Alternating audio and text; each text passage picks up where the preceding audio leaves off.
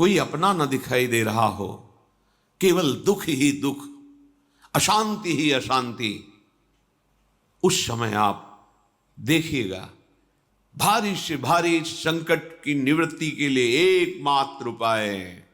यदि आप भजन नहीं करते तो आप दिमाग में लिख लीजिए, चाहे अपनी नित्य डायरी में लिख लीजिए।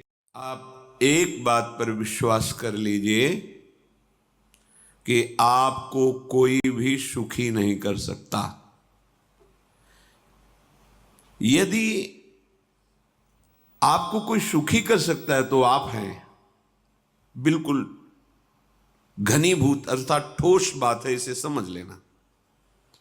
यदि आप अपने विचार के द्वारा, विवेक के द्वारा अधर्माचरणों का त्याग करके धर्म पूर्वक जीवन व्यतीत करते हुए भगवान नाम जप करते हैं, तो पूर्व पाप कर्म के अनुसार जब देह रचा गया तो उसमें जो प्रारब्ध दुख सुख का है वो तो आएगा, पर आपको परास्त नहीं कर पाएगा।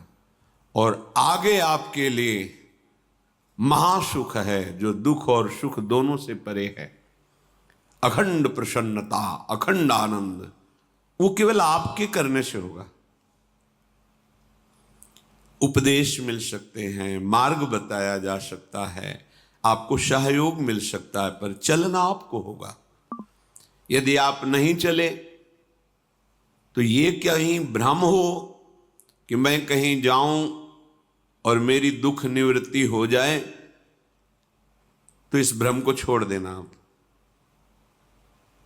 क्योंकि हम आप तो बहुत छोटे जीव हैं, अर्थात बहुत लघु तपस्या, लघु पुण्य वाले हैं।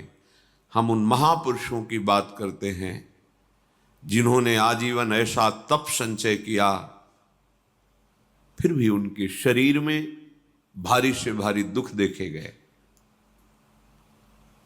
ये दुख और सुख एक भ्रमात्मक इंद्रजाल है माया का, ना दुख है न सुख है।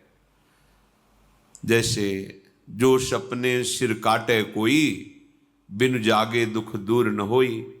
ऐसे स्वप्न में तुम चक्रवर्ती सम्राट बन जाओ तो जगने पर तुम थोड़ी रहोगे, तुम जो हो वही होगे। हम भगवान के चिदानंद अंश हैं। ये भूल कर हम अपने को स्त्री पुरुष, अच्छा बुरा, धनी निर्धन, दुखी सुखी आदि आदि बहुत सा प्रपंच है, इसे हम अपने दिमाग में बैठा लिया है। जब तक आप ये प्रपंच नहीं छोड़ोगे तब तक आपको सुखी कोई कर ही नहीं सकता।